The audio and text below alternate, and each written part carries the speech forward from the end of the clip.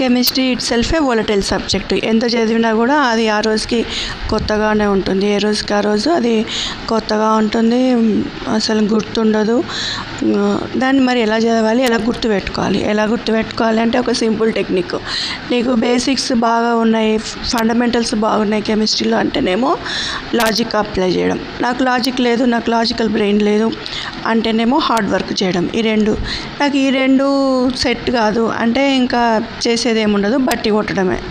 కాబట్టి మనకి ఏది సెట్ అవుతుంది, మన బ్రెయిన్కి ఏది సూటబుల్ ఉందో చూసుకొని ఆ మెథడ్ ఫాలో అవ్వాలి. లాజిక్ ఒకటి, అర్థం చేసుకుంటూ చదవడం ఒకటి, ఏది లేదు అంటేనేమో బట్టి కొట్టడం ఒకటి. కాకపోతే కెమిస్ట్రీలో ఎట్లుంటుందంటే మాన్యువల్ మిస్టేక్స్ని వాళ్ళు కన్సిడర్ చేస్తారు.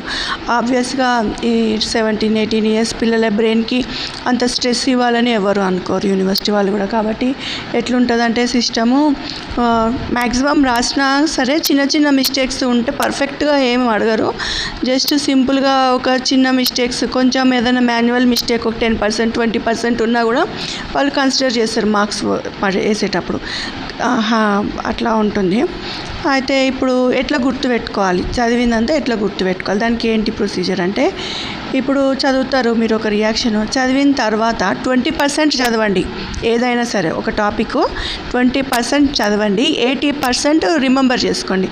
ఫ్రీ టైంలో ఉన్నప్పుడు ఫస్ట్ ఏం చేయండి, ఈరోజు ఒక టాపిక్ చదివారు, ఇప్పుడు ఒక టాపిక్ చదివారు, ఒక 1 అవర్ తర్వాత ఆ టాపిక్ గురించి ఆలోచించండి. మీకు ఎంతవరకు గుర్తుందో చూసుకోండి, ఏమైనా పాయింట్స్ మర్చిపోయారో లేదో చూసుకోండి, వదిలేయండి.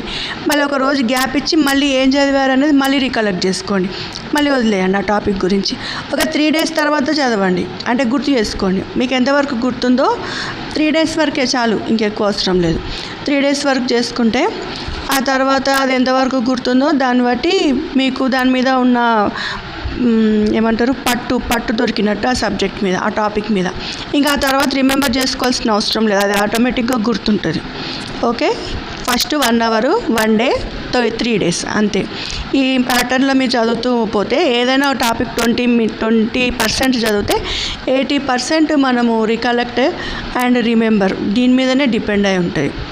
అది అంత పెద్ద కష్టమైన విషయం ఏం కాదు, కొంచెం ప్రాక్టీస్ చేస్తే ఈజీగానే ఉంటుంది. ఓకేనా, బాయ్.